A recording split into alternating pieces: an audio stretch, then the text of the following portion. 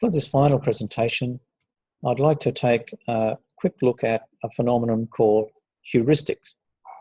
Heuristics are how we make, for want of a better word, quick and dirty decisions. So we don't apply any formal step-by-step decision-making model. We have quick rules that we can recall and we use them for making decisions. Now, no need to feel bad about the quick and dirty description. We all use heuristics, and as it turns out, they're very popular in making very involved and very important financial decisions. So that has implications on, as accountants, how we present information, and also what kind of training do we provide people for making decisions. So without further ado, let's bring up some slides and we'll have a look at heuristics. So there's a little definition. This is probably the best one. Proceeding to a solution by trial and error or by rules that are only loosely defined. And the word is pronounced heuristic. Why would we consider these unstructured decision-making approaches? Well, not all investors use rational, ordered, normative, structured decision-making processes. Sometimes, and probably more than sometimes, these quick and dirty methods are used. We've had experience, we've used this little rule before, it's worked, so we go back to it.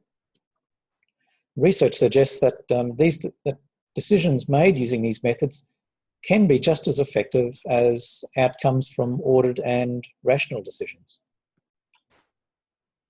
So heuristics are known as rules of thumb that offer a shortcut for a decision process.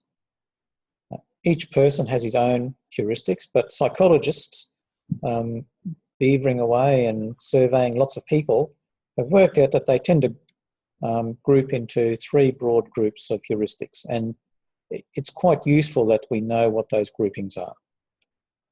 And here they are. The three broad groups are representativeness, anchoring and adjustment, and availability.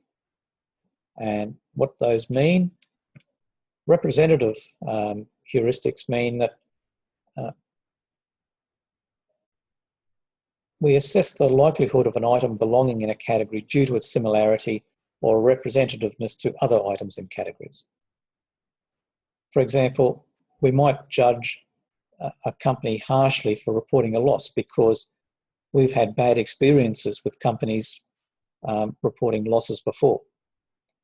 The reality might be that the company's reported a loss because it's trying to revalue its assets to a more realistic level, and it's being proactive. And Qantas did this a few years ago. We might work through that if we use an ordered approach in our decision making, but if we use a representativeness-based heuristic, then we might say, they reported a loss, losses are bad, we've been burnt by losses before, I'm going to sell my shares. Anchoring and adjustment approaches mean that we'll make a quick judgment. We like to make a quick decision, but we keep our eyes and ears and our senses open. We're prepared to make an adjustment to that decision once we assess more information. And then availability. So judgments are made quicker if you've experienced something like this recently, if you can relate it to other occurrences. So, for example, if a company has reported a loss, we're going to feel bad about that. We're going to judge the company badly if that company has a record of poor performances, or vice versa. So that's a very quick tour through heuristics.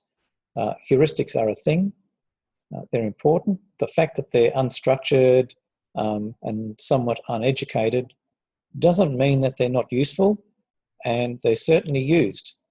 So having a knowledge of how people use these heuristics are quite important for you as an accountant, working out what information to put out there for people to use to base their decisions on.